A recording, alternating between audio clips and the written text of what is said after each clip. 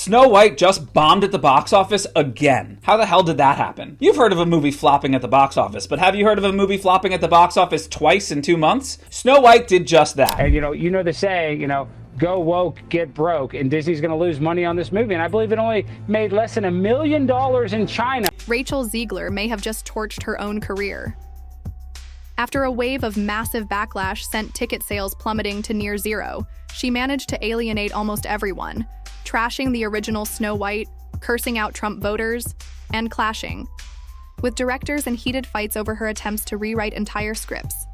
It wasn't sincere because she's had a long history of saying woke, annoying things. Our new Snow White. Now the spotlight's gone cold, and she's finally reaping the chaos she proudly created herself. She's an asshole. That's number one. You called her a pig? She's a pig. Now the spotlight's gone cold, and Rachel Zegler is finally reaping the chaos she proudly created. She was supposed to be Disney's next mega princess, the fresh new face of Hollywood, the chosen one, handpicked by none other than Steven, freaking Spielberg himself. And somehow, she managed to fumble it all in record time. You'd think someone who beat out thousands of hopefuls for West Side Story would know how to protect that golden ticket. But no, Rachel got the role, won a Golden Globe, was crowned Disney's new darling, and then hit the self-destruct button. Honestly, it's almost impressive. Not many people can star in a Spielberg film, win awards, and still end up on half of Hollywood's block list before the next election cycle. I never want it to come off as me being ungrateful for the opportunities I have. I can also be having the greatest time and simultaneously wishing people would stop sending me death. Let's rewind for a second. West Side Story should have launched Rachel Zegler into the stratosphere. Critics were swooning. She had the look, the voice, the youth, everything Hollywood usually devours. But then reality hit. The movie tanked. Not just a mild underperformance, full-on box office disaster, theaters were empty. And yet, Disney looked at that flop and said, perfect. Let's hand her Snow White. Let's give her one of the most iconic roles in animation history and plaster her face on everything from dolls to theme park banners. But maybe she'll learn. You know what? Whatever I called her, it worked. And here's the real kicker. They sold it as bold and inclusive. This is a statement, they said. Well, congratulations, Disney. It was a statement, just not the one they thought. It was a masterclass in how to tank a 100-year-old brand in under 12 months. Once she landed Snow White, all Rachel had to do was keep it together. Smile, wave, say something sweet about the original, and coast. But no. Rachel decided she was smarter than the entire Disney legacy. Cartoon was made 85 years ago, and therefore it's extremely dated when it comes to the ideas of women being in roles of... She went on a press tour and treated the 1937 classic like it was open mic night at a roast, called it outdated, mocked the prince as a creepy stalker, and basically tossed the original story in the trash like it was beneath her.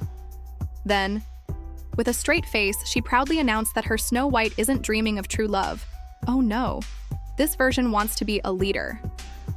Because apparently, in Rachel's world, romance is a dirty word and fairy tales should double as TED Talks. What would you say to those who are just kind of overly critiquing the film at this point? You've worked so hard on it. All right. Audiences didn't just roll their eyes, they walked out. You could practically hear Disney execs choking on their Mickey-shaped coffee cups. You don't spit on the foundation of the very story you're cashing a paycheck for and expect fans to throw rose petals at your feet. People grew up with this film. It's stitched into their childhoods. They wanted nostalgia, magic, a little sparkle. Not a revisionist lecture on how love is outdated and princes are creeps. What Rachel thought would sound empowering landed like a clumsy bid for Twitter clout.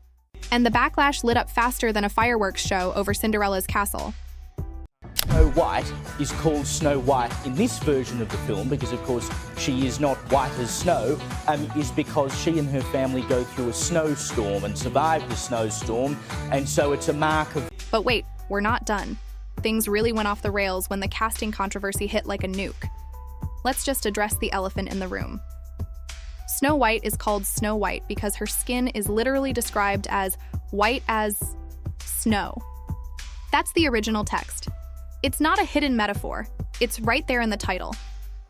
So when Disney cast Rachel, a Latina actress, the internet didn't just debate, it combusted. Was it about race? Was it about staying true to the source material? Depends on who you ask. But Rachel's damage control only poured gasoline on the fire. She went on record saying, No, in this version, Snow White refers to surviving a snowstorm. I wish I were making that up. A fairy tale reduced to a weather report. Critics were stunned. Even fans who supported her were face-palming so hard you could hear it through the Wi-Fi. Palming. 22-year-old actress faced backlash for her negative views on the original 1937 film and the prince character, which she labeled a stalker. Branding expert warns that Zegler comments could impact the film's reception. She has been accused of gaslighting and dubbed a fake feminist. Disney faces challenges of managing Snow White. The backlash was nuclear. This wasn't just the usual trolls in the comment section. This was Reddit, Twitter, YouTube, blogs, and podcasts all piling on at once. And unlike the Little Mermaid casting controversy, where Disney at least managed to steer the narrative, this one spun completely out of control, and it stuck. It wasn't about whether Rachel was talented. It was about the fact that she took one of the most recognizable fairy tale characters on Earth and acted like she was too cool to respect the source material. The worst part? It all came off as smug, like she thought the audience should be grateful she was updating their childhood favorite. Oh my gosh, I saw we didn't even see, but I saw the logo and I went, that's my name, Snow White's up there, and I cried my eyes out. If you thought the Snow White fiasco was peak chaos, political Rachel is a whole different disaster. During the 2024 election, when tensions were already boiling, she decided to swan dive straight into the deep end without even checking the key: water. She jumped on Instagram and posted this gem: "May Trump voters never know peace." Yep, she actually said that. And millions of people saw it. Said that. Millions of people saw it. I just think it is terrible. She's been brainwashed into believing that Trump is this hateful figure, and to combat it, she released a bunch of hateful messages that said she hopes that Trump supporters never find peace and that Trump never. And just like that, half the country mentally crossed her off the guest list forever. Forget the Disney princess image. Rachel had basically tried to hex half the nation with permanent insomnia. So she came out and took a large dump on half of the country. Everyone who voted for Trump. I remember her words. She hopes they know no peace. Right. Something really, and that Trump knows no peace. Mm-hmm. And she didn't stop there. She doubled down, saying she feared raising her daughter in a world where Trump was president. Which, fine. Personal politics are personal. But if you're the face of a family-friendly billion-dollar franchise, maybe, just maybe, don't openly wish misfortune on a massive chunk of your potential audience. This isn't some gritty indie art film. You're Snow White. Disney runs on marketability. Princesses are supposed to be neutral, sweet, and endlessly sellable, not out here lobbing verbal hexes at swing states. Not out here casting verbal hexes on swing states. The man's already been almost assassinated twice, so maybe check the rhetoric. So I attacked her, and then she came out and she said, I apologize. What did Disney do, you ask? Absolutely nothing. No defense, no reprimand, not even a limp PR apology. Just silence. And in Disney speak, silence means full-blown corporate panic mode.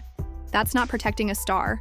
That's quietly shoving her out of the blast radius, waiting for the storm to pass so they can tiptoe away and pretend the whole thing never happened.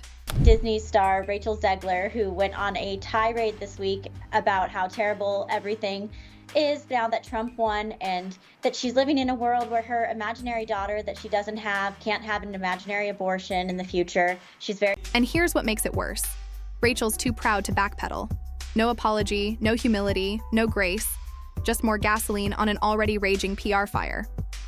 Instead of making a mature course correction, she turns every backlash into another lecture. It's as if she's determined to prove she's not just an actress, but a thought leader. Except nobody asked for one. People just wanted a good Snow White movie. That's it. They weren't signing up for political manifestos, anti-romance, sermons, or postmodern rewrites of a century-old fairy tale. tales.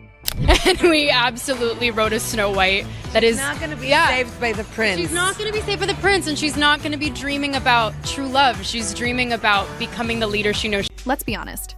Rachel Zegler took what could have been a dream career and treated it like a Twitter thread. She forgot the assignment. Instead of embodying the magic of Disney, she mocked it. Instead of uniting fans, she alienated them. And instead of thanking the studio that handed her the role of a lifetime, she made it painfully clear she thought she was above it. The result? A total career implosion playing out in real time. And we're all watching it like a live-action cautionary tale. They're remaking the movie. They just got rid of the dwarves. Okay, but what do they call them? Why would they get rid of the dwarves, though? Magical creatures. She was the future of Disney, the it girl of 2020, the breakout star who had it all. Now she's the girl who couldn't keep quiet long enough to keep the castle. And no amount of vocals or Golden Globes is going to save her from the mess she created all by herself. Then came the real financial horror story. Snow White, which should have been a slam dunk, turned into a full-blown money pit. Want to know how much this disaster cost? Sit down. $300 million. That's how much Disney poured into this thing.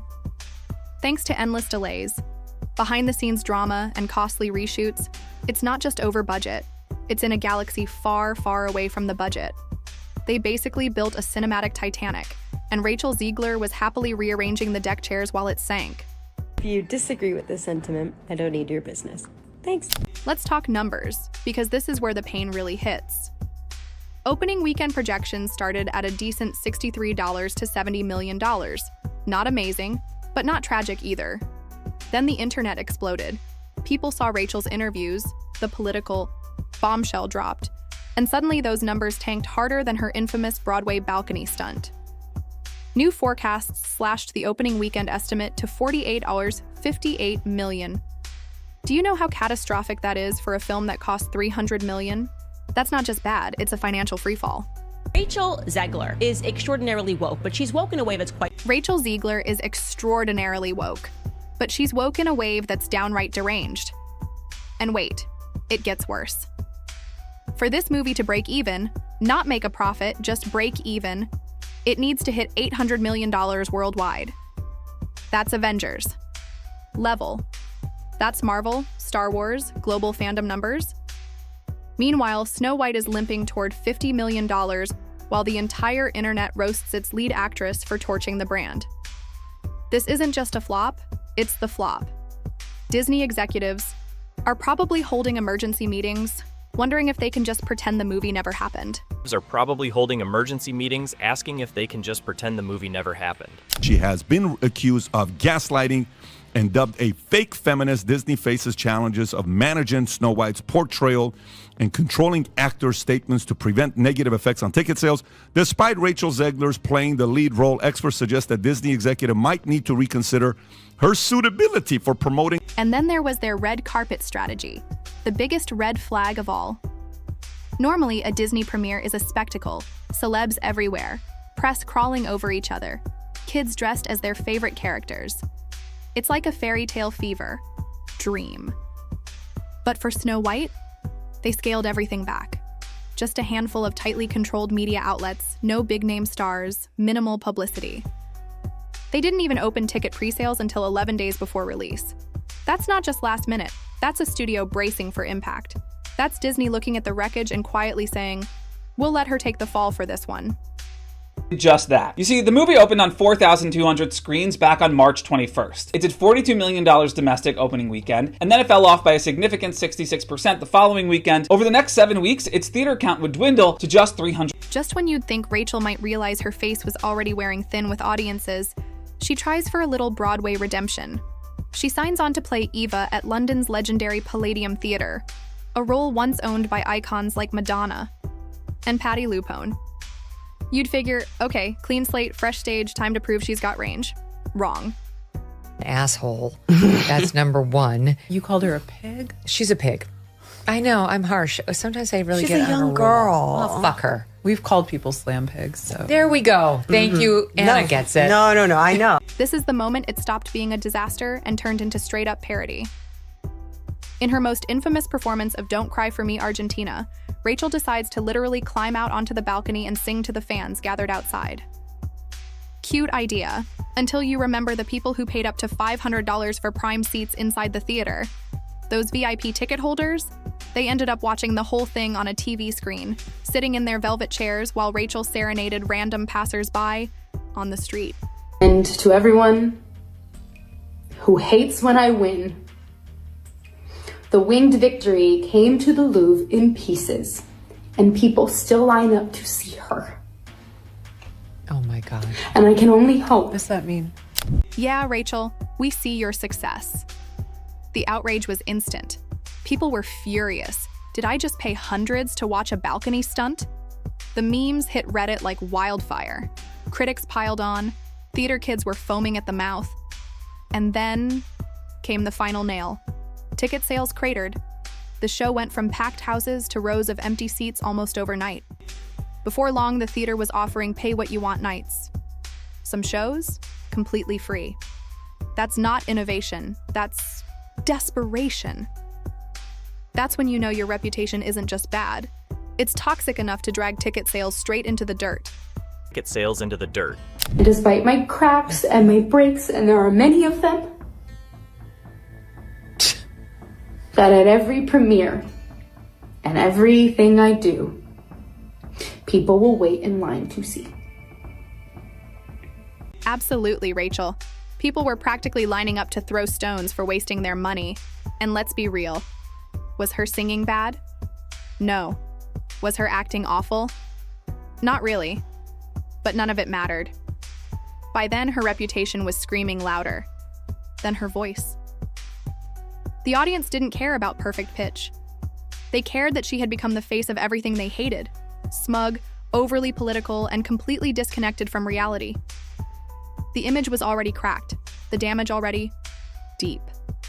And instead of a redemption arc, her Evita run just became another messy chapter in the chaos. To the chaos. No one on the right side of America can stand the star of this movie. So yeah, Rachel Zegler's journey from Disney's Next Queen to Broadway stunt meme is one for the history books. This wasn't just a fall, it was a full-blown free fall from a glittering castle straight into the pit of public backlash. She wanted to be bold, to reinvent fairy tales, to shake up theater. Instead, she alienated the very audience that once cheered her on. The crown's gone, the castle doors are shut, and all that's left is the echo of what could have been. You don't seemingly like your own character, so she comes off as an insufferable, whiny brat. You thought Rachel Zegler's balcony stunt and the Snow White doom spiral were the peak of her downfall? Nope. That was just the warm-up act. Because behind the glitter and press releases, there was a whole different storm brewing. This time, backstage.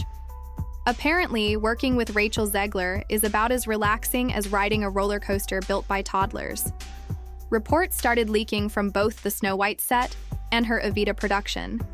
And let's just say, the reviews weren't glowing. Words like exhausting, overly opinionated, and hard to work with started popping up like popcorn at a movie premiere.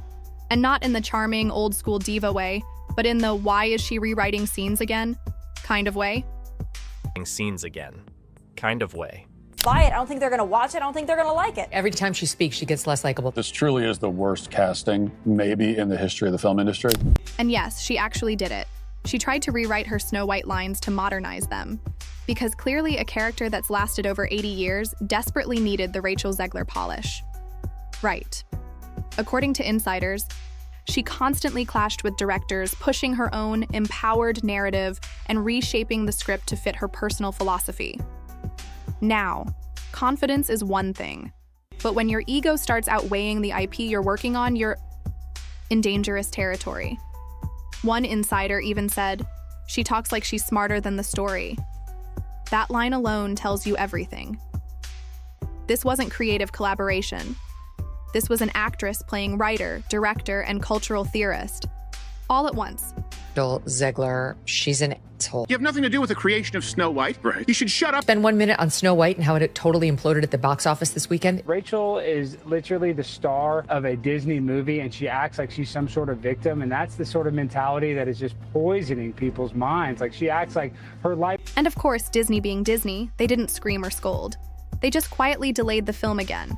Not for reshoots this time, but allegedly to edit around her. Imagine that. A $300 million project and the studio is tiptoeing through the footage like it's a minefield, cutting, trimming, and rearranging scenes just to soften the fallout. By this point, Snow White wasn't even a movie anymore. It was a high-definition crisis management drill.